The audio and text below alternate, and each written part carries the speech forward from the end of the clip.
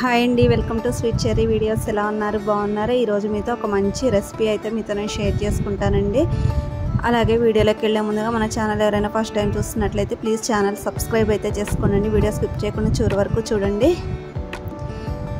వీడియోలోకి అయితే వెళ్ళిపోదామండి. ఇక్కడ నేను చేయబోయేది పప్పు పొంగల్ అనమాట. ఇందులో ఒక సీక్రెట్ అనేది ఉంటుందన్నమాట. మనం సీక్రెట్ ఇంగ్రీడియంట్ అనేది యాడ్ చేస్తాము. మరి అది ఎలా చేయాలో చూసేద్దాము.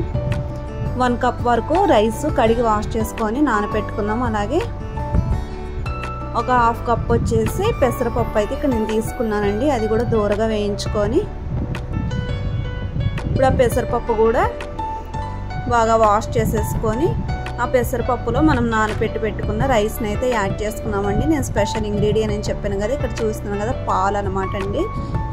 ఇక్కడ పాలు అయితే 1 గ్లాస్ నేను యాడ్ చేశాను. అలాగే 3 గ్లాసెస్ వచ్చి వాటర్ అయితే యాడ్ చేశానండి. ఇక్కడ నేను మనకి ఈ పాలు అనేవి మనం ఇలా మిక్స్ చేసుకొని యాడ్ చేసుకొని పప్పు పొంగల్ అయితే మనం ఉడికించుకున్నామంటే మనకి చాలా సాఫ్ట్ టెక్స్చర్ అయితే వస్తుంది అనమాట. పప్పు పొంగలి చాలా టేస్ట్ కూడా వస్తుంది. సో ఆ విధంగా 2 విజిల్స్ వచ్చిన తర్వాత పప్పు పొంగల్ మెత్తగా అయిపోయింది కదా. ఇప్పుడు ఇందులోకి నేను 1 స్పూన్ వరకు జీలకర్ర, అలాగే 1 స్పూన్ వరకు కచ్చపచ్చగా దంచుకున్న మిరియాల పొడి అయితే ఇక్కడ యాడ్ చేస్తాను అనమాట. ఇందులో కలర్ కోసం నేను ఇక్కడ పసుపు యాడ్ చేస్తున్నానండి. మీకు నచ్చితే యాడ్ చేసుకోండి, లేదంటే స్కిప్ చేయొచ్చు. అలాగే టేస్ట్కి సరిపడా 1 స్పూన్ వరకు సాల్ట్ కూడా ఇక్కడ యాడ్ చేశాను.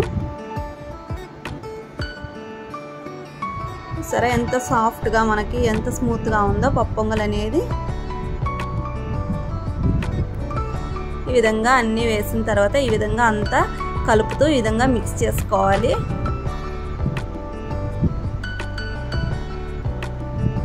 టేస్ట్ మాత్రం చాలా బాగుంటుందండి, తప్పకుండా ట్రై చేయండి.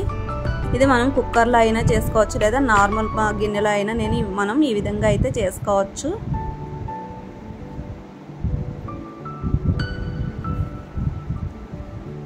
ఇప్పుడు ఆ విధంగా మిక్స్ చేసుకొని పక్కన పెట్టేసుకొని ఇప్పుడు అదే స్టవ్ మీద ఒక కడాయి పెట్టేసుకొని ఇక్కడ ఈ ప్లేస్లో నెయ్యి అయినా వాడవచ్చు, లేదా ఆయిల్ అయినా వేసుకోవచ్చు అండి. ఇక్కడ నేను నెయ్యి అయితే యాడ్ చేశాను అనమాట. ఒక 5-6 టేబుల్ స్పూన్స్ వరకు నెయ్యి వేసుకొని హీట్ అయిన తర్వాత జీడిపప్పు, జీలకర్ర, ఎండుమిర్చి, పచ్చిమిర్చి, అల్లం తరుగు, మిరియాలు, కరివేపాకు ఇవన్నీ అయితే మనం ఆయిల్లో దూరగా ఫ్రై చేసుకోవాలి.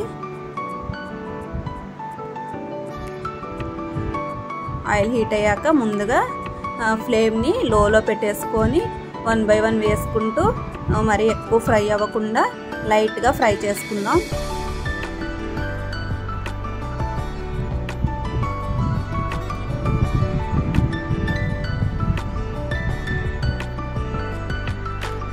ఇక్కడ మిరియాలు నేను అట్లానే మిరియాలు లాగే వేసానండి. మీకు ఇలా నచ్చకపోతే కొంచెం దంచుకొనైనా యాడ్ చేసుకోవచ్చు.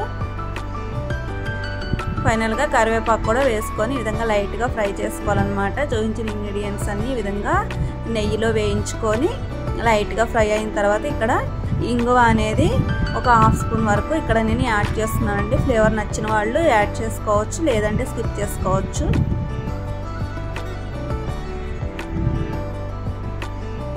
సో ఇప్పుడు ఈ మిశ్రమాన్ని ఈ నెయ్యిలో వేయించుకున్న ఈ యొక్క మిశ్రమాన్ని మనం పొంగల్లో అయితే యాడ్ చేసుకుందాం.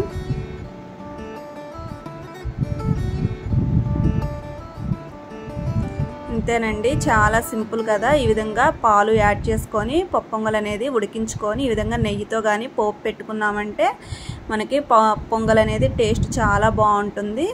అలాగే చాలా సాఫ్ట్ టెక్స్చర్తో కూడా వస్తుంది అనమాట అండి. మెత్తగా చాలా టేస్టీగా ఉంటుంది. వీడియో నచ్చిన వాళ్ళు తప్పకుండా రెసిపీని అయితే ట్రై చేయండి. అలాగే లైక్ చేయండి, షేర్ చేయండి, ఛానల్ని సబ్స్క్రైబ్ అయితే చేసుకోండి. ఈ విధంగా ఆ మిశ్రమాన్ని కూడా పొంగల్లో అంతా మిక్స్ చేసేసుకొని ఏదైనా చట్నీతో కానీ లేదా సాంబార్ కానీ ఆ విధంగా మనం సర్వ్ చేసుకున్నామంటే పప్పు పొంగల్లో కాంబినేషన్గా చాలా బాగుంటుందన్నమాట.